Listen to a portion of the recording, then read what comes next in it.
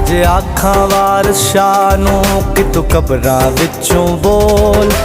अज किताबे इश्क दा कोई अगला वर्का फोल। इक रोई सिधी पंजाब दी तू लिख लिख मारे वैन।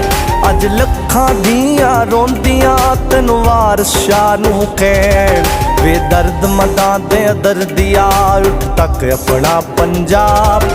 अज बेले लाशां विछियां ते लोदी भरी चना।